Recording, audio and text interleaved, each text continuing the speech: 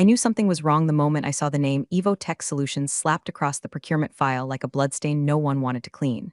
No tax ID, no listed employees, and their headquarters was a shuttered Payless shoe source in Dayton. But somehow, they were the primary subcontractor on a $42 million federal infrastructure build. I printed out the contract, highlighted the missing fields, and walked it straight to my manager's office, thinking naively that truth still mattered in this place. He barely looked up, just waved his hand and said, "Don't nitpick, Karen. You know how these contracts are, fast-tracked, that vendors cleared." Then he went back to whatever spreadsheet he was pretending to understand. I stood there with the file in my hand like it was radioactive. It felt like I'd just discovered a leaking barrel of sludge in a daycare sandbox and been told to trust the process. That was 5 years ago, before I realized that compliance in our office was just a PowerPoint slide for board meetings. That red flags weren't signals to stop, but decorations for the company's bonfire of due diligence. And before I understood that the founder, Greg Marsh, our beloved visionary, was less interested in staying legal than he was in staying adored. Anyway, I get it. You're busy. But if you're already sucked in, do me a solid, hit that like button, maybe subscribe too. 95% of folks who listen never do, but it really motivates the team.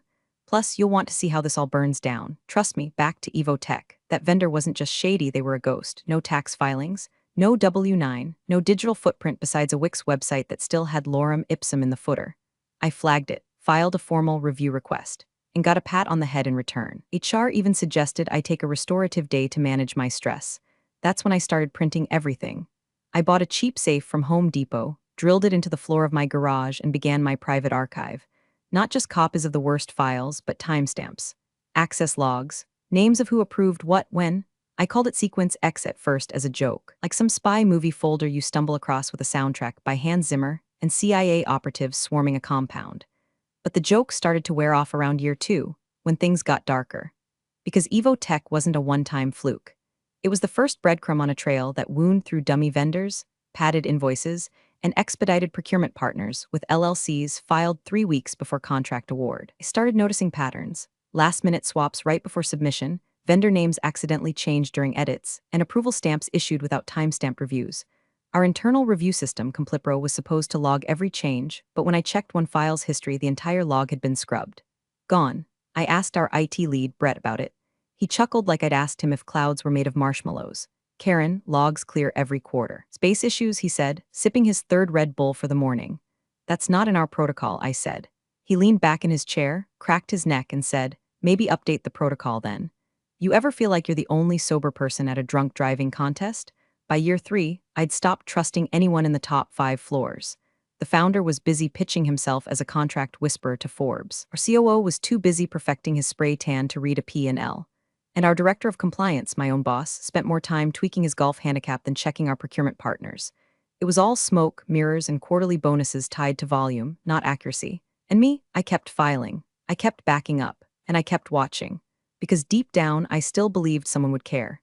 That maybe if I just gathered enough evidence, if I just documented the rot correctly, someone with a badge would finally knock on the door and ask, "Can you walk me through this?" So I waited. And the file grew. And then one day I saw a name I thought I'd buried years ago, and everything changed. It was a Tuesday, which meant nothing, really, except that Tuesday was the day we were supposed to send our monthly compliance digest to the Federal Oversight Portal. I'd spent 2 weeks assembling that thing. Contract flow audits, vendor cross-checks, procurement anomalies, whistleblower summaries, all wrapped in a tidy PDF labeled Cobalt Compliance July. It was the kind of report that, if anyone actually read it, would have stopped the presses. I uploaded it at 4:46 p.m., right before shutting down my terminal and heading home to reheat leftover lasagna and yell at my dishwasher. I even got the confirmation email, upload successful.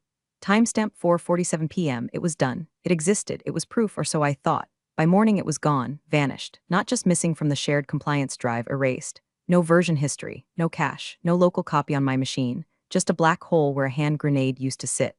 I walked into my manager's office, Rick, a man whose leadership style could best be described as shrug-based. "Hey," I said, holding up the blank folder view on my tablet. "The July Cobalt Compliance Report is missing." He blinked, then sipped his lukewarm coffee like it had betrayed him personally. Probably got overwritten. Happens sometimes. File sync issues. Overwritten. Like the 26-page report just accidentally yeeted itself into the ether, and the system said, "Oops, my bad."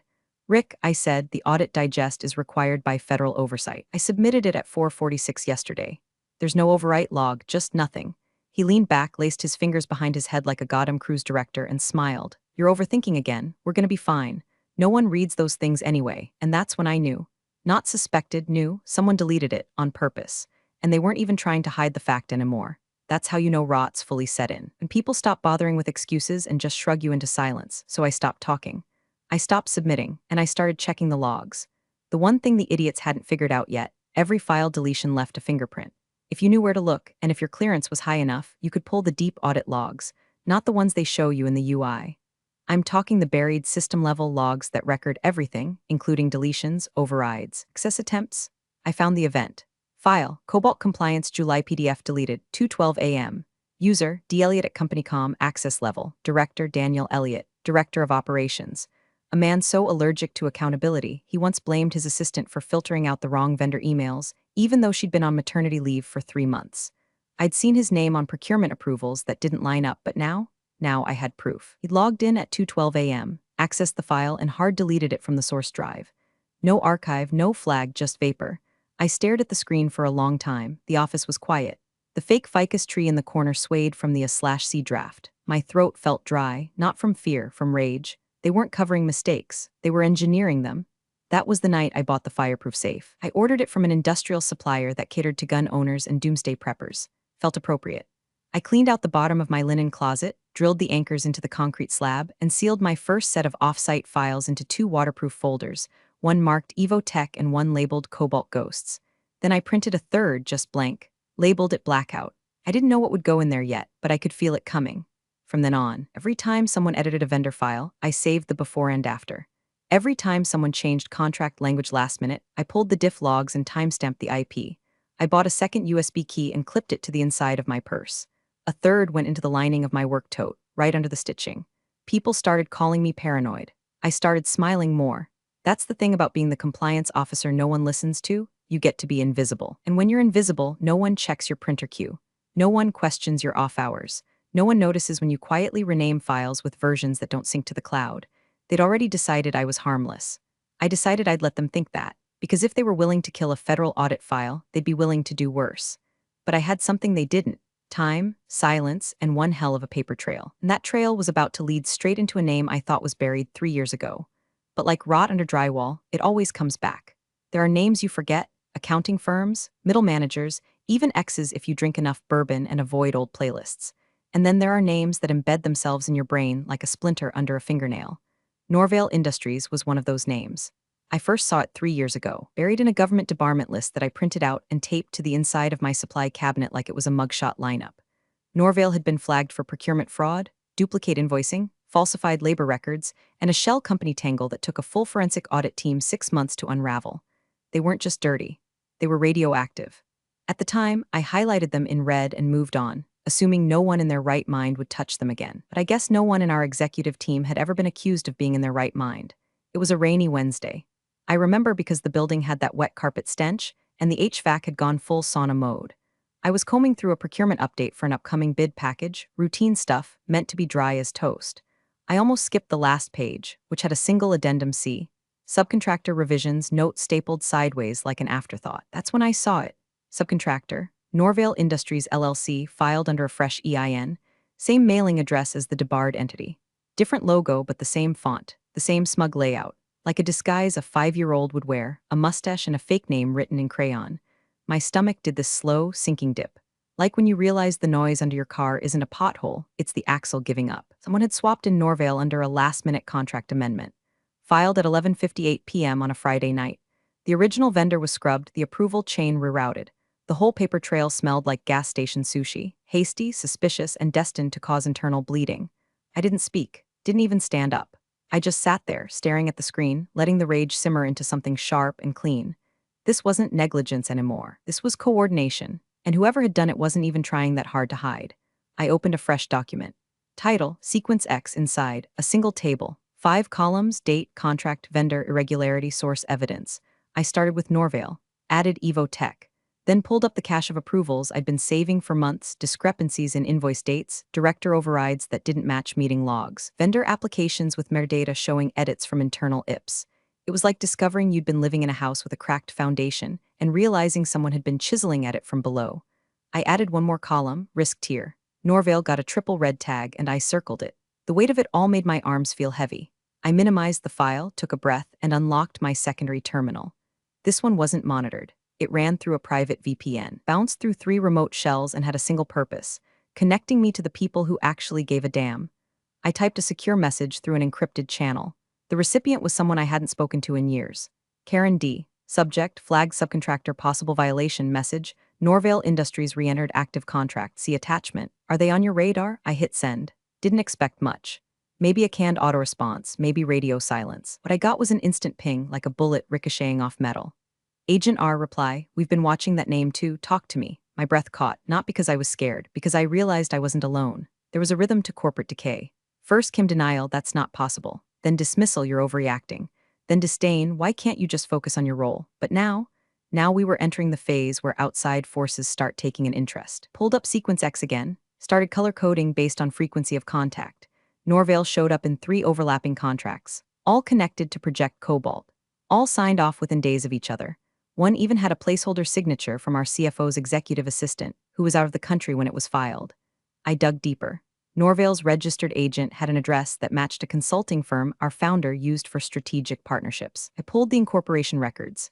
The signature, a stylized M, just like the one Greg Marsh scrawled on bar napkins when he thought he was being clever. That night, I didn't sleep, not out of fear, out of focus. I started building a timeline, cross-referenced deleted files, mapped vendor swaps by date.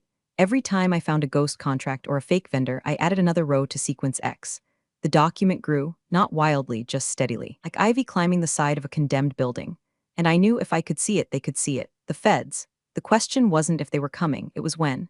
And the next morning, Greg announced the company's largest contract yet, a federal infrastructure deal worth $180 million. Vendor list included Norvale Industries, front and center. It was like watching a drunk man light a match in a fireworks factory and ask, what's the worst that could happen? So I smiled, and I pressed send again. By the time August rolled around, I'd perfected the art of invisibility. I wore beige, I nodded more. I stopped correcting people when they mispronounced my name or accidentally left me off email chains. When the founder passed me in the hall and called me sweetheart, I smiled like a sedated flight attendant. They thought I'd given up. Good. I was done trying to be heard. I wasn't here to warn anyone anymore. I wasn't a compliance officer. I was a historian, an undertaker, a forensic pathologist documenting a slow-motion corporate autopsy. The shift was subtle. Instead of raising red flags, I logged them. I stopped emailing questions. I started screen recording approvals. Every override of protocol, saved. Every file deleted outside of working hours, logged. I had timestamps down to the millisecond. Vendor revisions, payment discrepancies, ghost signatures, all captured, archived, and synced to 3 separate encrypted drives. One local, one offsite, one cloud. If they wanted to bury anything, they'd have to take down half the internet. And the whole time I played the part. Quiet, agreeable, invisible. The kind of woman who smiled in meetings and brought cookies to morale events. The kind of woman you forgot was in the room until she handed you the summary you didn't realize she had. They thought I was harmless. What I was prepared. Sequence X had ballooned to 122 entries. Each one documented. Each one linked. By now it wasn't just a file, it was a weapon. If I dropped it in the right inbox, the entire board would be squirming under subpoena before they had time to rehearse their "this must be a misunderstanding" faces. And then came the final task. Rick knocked on the edge of my cube, clutching a packet like it was dipped in gold. Karen, he said, breathless with the kind of urgent optimism you only see in someone who's about to ruin their life and doesn't know it, we need you to prep the compliance paperwork for the Cobalt announcement. He handed it over like it was a gift. I took it like it was a corpse. Just make sure it's clean, he added, not quite making eye contact. We've got a press preview next week. Legal's not worried, but better safe than sorry. I nodded, smiled, of course. I had no idea that giving me that assignment was like handing a crime scene to the coroner and asking her to tidy up. I took the packet home. It was thick, hundreds of pages. Most of it boilerplate fluff, contract language, subcontractor declarations, vendor clearances, federal compliance disclosures. But the moment I flipped to the vendor list, I stopped cold. Norvale, Evotech, and 3 new LLCs I didn't recognize, but all traced back to the same P.O. box in Jacksonville. The same address linked to a former procurement officer who retired after a quiet ethics investigation 2 years ago. I started mapping every contract, every signature, every last-minute amendment. I made a timeline and overlaid it with Sequence X. The pattern was no longer suspicious, it was surgical, intentional, and worst of all, traceable. Each company had been swapped in using the same procedural loophole, Form 1427B, which allowed for emergency vendor substitutions during priority-level procurement cycles. Normally, that clause was used during disaster relief contracts. But Greg had discovered that if you flagged a contract as critical infrastructure support, the clause triggered automatically. They were using hurricane relief protocols to install fake subcontractors into federal highway projects. I printed the form, circled the clause, annotated it, fraud trigger point. Then I placed it into a red folder labeled Cobalt Spine, because this wasn't just one bad contract. This was the backbone of our most public-facing, most profitable deal. The one Greg had been hyping on investor calls for months. The one with live cameras coming in, one they were going to announce with cake and champagne. They wanted me to clean it up. What I did was copy every single detail, flag every anomaly, and forward a summary of the red flags anonymously to my federal contact with a subject line that simply read, "Pre-clearance audit?"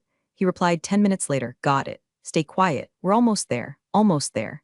I remember sitting back in my chair after reading that, looking at the strip lighting above my desk, listening to the dull hum of a printer spitting out another illusion of legitimacy down the hall. For 5 years, I'd tried to fix it from the inside. Now I was just waiting for the match to drop, and I knew exactly what room it was going to land in. Greg loved theatrics. He strutted into the leadership meeting with the same swagger he used at investor briefings, like a man who just talked the devil into a payment plan. Navy blazer, sleeves rolled up like he'd personally installed every fiber of our digital backbone, grinning like the war was won before the enemy even knew there was a battle. "Ladies and gents," he said, clapping his hands once like a televangelist mid-sermon, "I present to you Project Cobalt."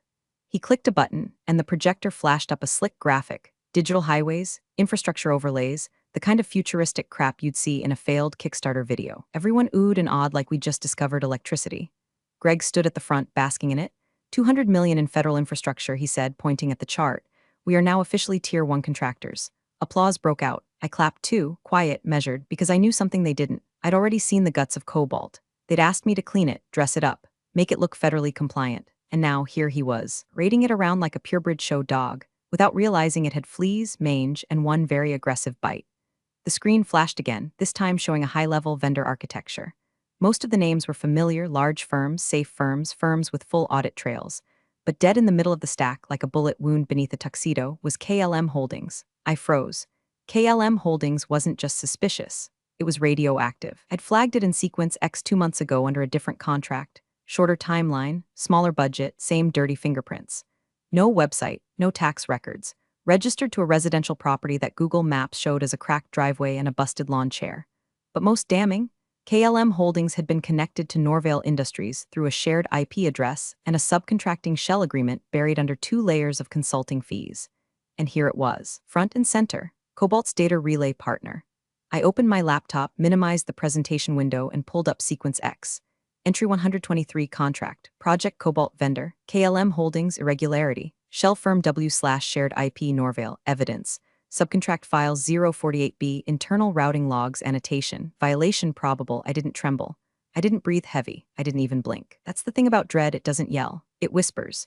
I leaned back in my chair, staring at the vendor name glowing on the screen. I'd warned them. I'd built the file. I'd watched this exact scenario build itself like a Jenga tower made of lies and whiteboards, and now it was live. I opened my secure messaging terminal, the one I used only for him. Typed 6 words, KLM in Cobalt, live confirmation, sent. I went back to nodding as Greg blathered about synergy and vertical execution like he'd swallowed a LinkedIn word generator. Beside me, the director of strategic ops leaned over and whispered, "This is going to change everything." "Yeah, no kidding," my terminal pinged. "Reply, is it live?" I replied with one sentence, "Yes, and unprotected." The 3 dots flickered, then stopped. No further reply, didn't need one. Unprotected was the keyword we'd agreed on months ago, back when he warned me that documentation was one thing, but active execution of fraudulent contracts? That was an entirely different tier of enforcement. Once the project launched, once real funds and systems moved through those vendor channels, it shifted from potential fraud to live violation. The kind of thing federal agents didn't just investigate, they seized. I minimized the window, clicked back into the Cobalt deck just in time to see Greg bragging about how compliance had done a full scrub. He gestured toward the back where I sat. "Our very own Karen," he said with a smirk, gave it the full thumbs up. The room laughed. I smiled politely, like someone whose seatbelt just clicked shut right before a crash. I didn't speak. I didn't flinch. I just opened Sequence X again, added the timestamp, and scrawled one last note across the top of the page. "He thinks it's clean." Underneath that, "Not for long." They wanted to parade this monster into the world like it was a gift to American infrastructure? Fine, but they forgot who tied the ribbon, and I kept the receipt. They booked the auditorium across from HQ for the big unveiling. Not the internal conference room where HR holds its therapy-light trust circle meetings, but the full glossy venue with a proper stage, a podium, and those awful stackable chairs that make your back ache like you've aged 20 years by slide 3. That was the level we were playing at now. Project Cobalt was no longer just a pitch, it was a spectacle. Word was, the press might be there, some regional outlets, a whisper of someone from a federal committee. Greg had even hinted that a congressman might drop in remotely. He said it with that self-satisfied lilt that suggested he already had a press release written for the imaginary handshake. 2 days before the event, Rick sent me a Slack message so transparently condescending it practically came with a forehead pat. Rick, Karen, can you work on prepping internal docs for the Cobalt event? Just background compliance stuff. Don't worry about speaking, just coordinate logistics. Smiling face with smiling eyes. That smiley face was the professional equivalent of a spit in the eye. I replied, of course, and closed the chat window. Then I backed up every file on Sequence X to a fresh encrypted drive. Labeled it Cobalt Deadman.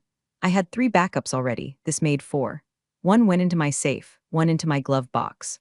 One I shipped overnight to a friend across the state with instructions to open only if something happens to me. I thought I was being dramatic. I didn't care. I checked timestamps, cross-referenced approval logs one final time, and updated the sequence. Entry 127 through 135 were all about Cobalt.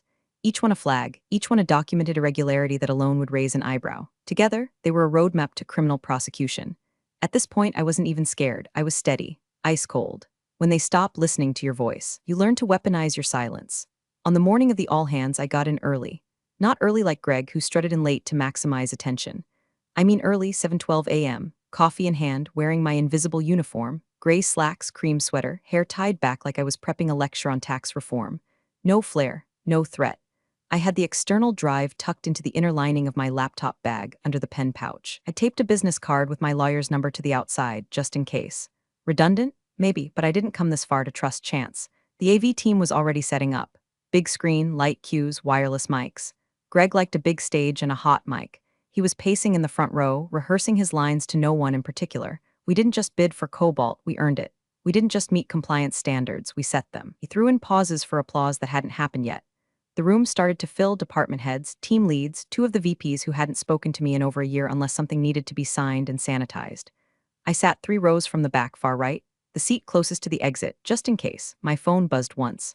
A message from an unlisted number, standing by, that was all it said.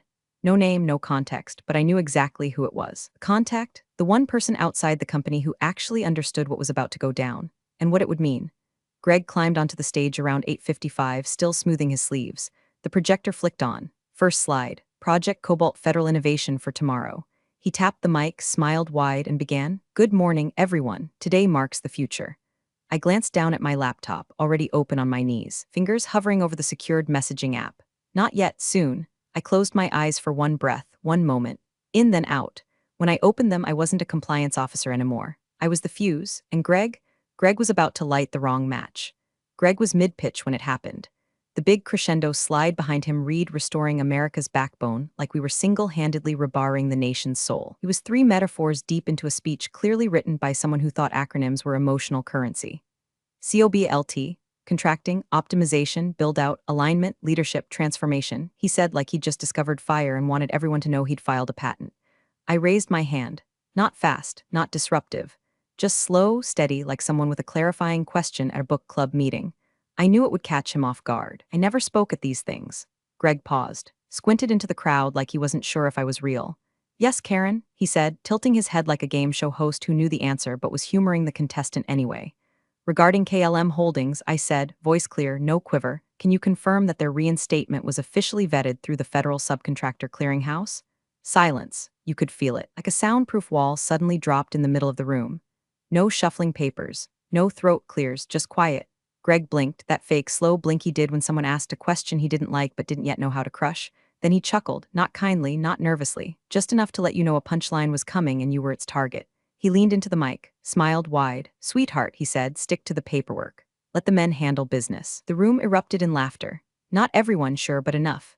A dozen voices, maybe more, a snort from someone in finance, a full belly laugh from marketing. Someone near the front whispered, "Savage like this was a roast and not a $200 million federal contract built on fraud." I didn't laugh. I didn't flinch.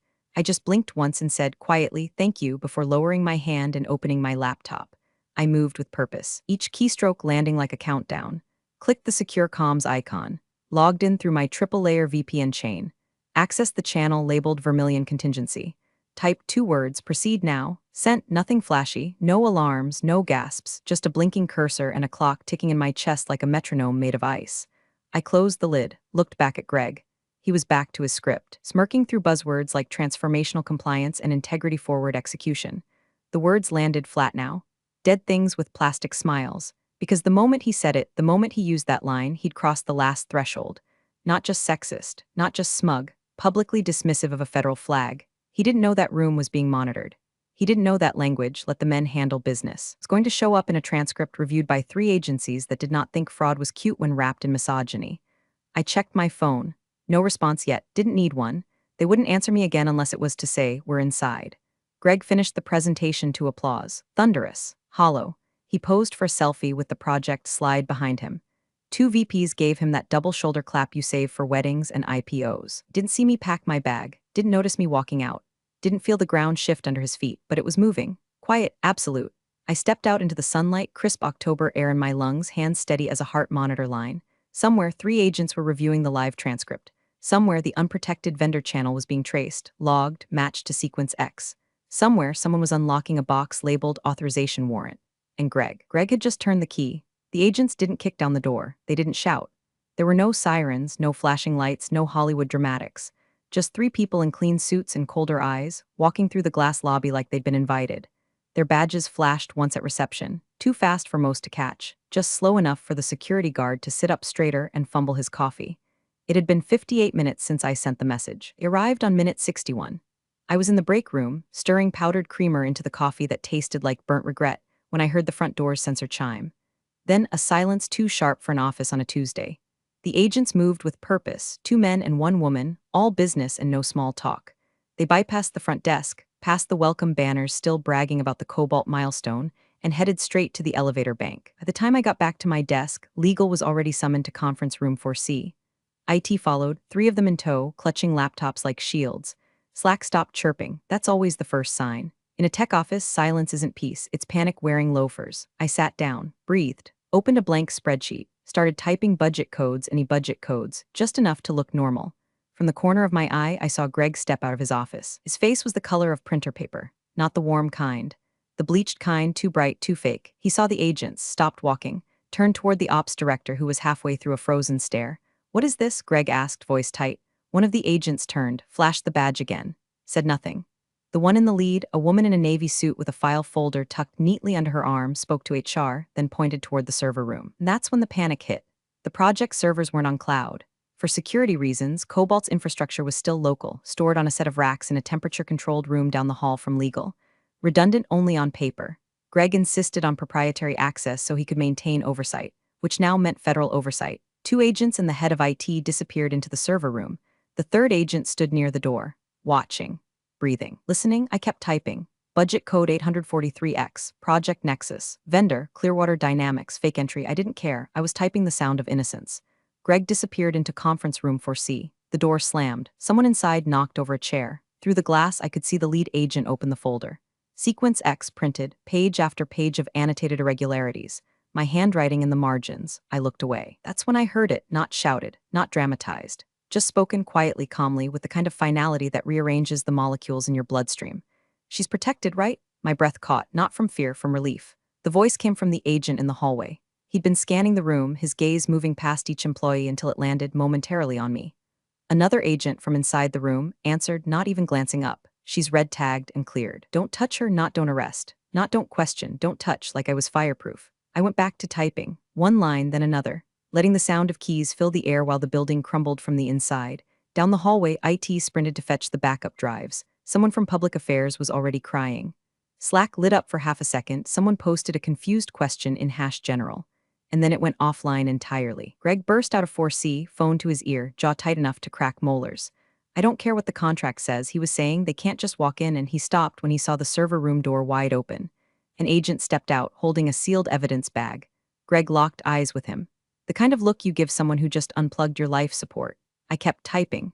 Somewhere in the building, someone printed a list of access credentials. Somewhere. Legal was deleting Slack history they didn't know was already mirrored. Somewhere, the backbone of Project Cobalt was being loaded into a chain of custody briefcase. And me? I filed vendor logs, quietly, efficiently, just like they'd trained me to do. Conference room B had always felt too cold. Over-air-conditioned, sterile, like a dentist's office trying to pass as a think tank. The blinds were drawn now, lights dimmed. A legal pad sat untouched at each seat, flanked by bottles of water no one would drink. You could smell it in the air, something had ruptured. I was summoned by name, not an invite, not a request. A short, firm directive from the lead agent as she stood in the hallway flanked by legal, IT, and a suddenly ashen-faced VP of operations. Miss Karen's last name, please come with us, I stood, calm, slow. My heartbeat was steady, methodical, almost bored. I'd rehearsed this moment 100 times, not in the mirror, in silence, in stillness, like a diver waiting to break the surface. The door to 4C had already been closed behind Greg. Now he was being moved to B, where the decisions were made, where the explanations ran dry. Inside, the table was already half-filled. Legal counsel, director of finance, IT security. Rick looked like someone had hit Control plus Alt plus Del on his soul. Greg was sitting at the head of the table, blazer off. Collar loosened, hair slightly damp like he'd either sprinted up the stairs or started to sweat from a place deeper than skin. I took my seat at the far end, didn't speak. Didn't look at anyone but the folder. It sat on the table like a loaded weapon. White, thick, labeled in bold marker. Sequence X, the lead agent, her badge now resting beside her phone like a quiet threat, opened the folder. Inside, tables, charts, handwritten annotations, email printouts, metadata logs, access timestamp screenshots. Audit trails matched to deleted files. One photo showed a whiteboard with contract routing arrows. Another showed a Slack exchange between Greg and a procurement lead, joking about speedrunning the compliance checklist. Every page told a story, and every story pointed in one direction. She slid the folder across the table, stopping just short of Greg. This sequence of documented irregularities, she said, her voice measured, created by Miss Karen's last name, matches the pattern of active fraud currently under federal investigation. Greg didn't move at first, didn't blink, just stared at the folder like it had grown teeth. His lips parted slightly like his mouth was searching for a phrase, but his brain had already left the building. Finally, he looked at me, really looked. All the swagger was gone, no marketing polish, no visionary gleam, just a man cornered by the receipts he thought would never be printed. You, he started, voice low, you did this? I didn't gloat, didn't monologue, just smiled, small, clean like a closing signature. You asked me to stick to the paperwork, I said. I did, that was it. No music swelled, no applause came, just silence, thick as wet cement. A second agent stood, stepped outside, and waved. Moments later, two more entered, carrying sealed evidence boxes and a mobile drive enclosure. A third rolled in a printer log, not digital, paper, old school, the kind no one thinks to check. Greg looked at the pages again, eyes darting like he could somehow will the ink to rearrange. He looked smaller now, not just physically. Diminished. A man seeing, for the first time, the consequence of believing his empire was bulletproof just because he built it on invisible ink. Legal leaned over and whispered something to him. He didn't respond, didn't even hear her. I stood. No one stopped me, not the agents, not legal, not Greg. I walked out of the room, down the hall, past the reception desk that still had a bowl of mints and a fake orchid someone forgot to dust. Out into the autumn air, brisk and unapologetic. I didn't cry. I didn't smile. I just breathed. Slow, deep. Full, somewhere behind me. Greg was learning what a compliance trigger felt like in real time. Somewhere, Sequence X was being dissected by federal attorneys with no patience for buzzwords. And somewhere, someone was opening a file and muttering. This started with one woman who wouldn't shut up about paperwork. Cut to black. Thanks for watching, you cubicle warriors. Hit that subscribe button. Unless you're my old boss, then you're on your own. Revenge of the Coffee Pot strikes again.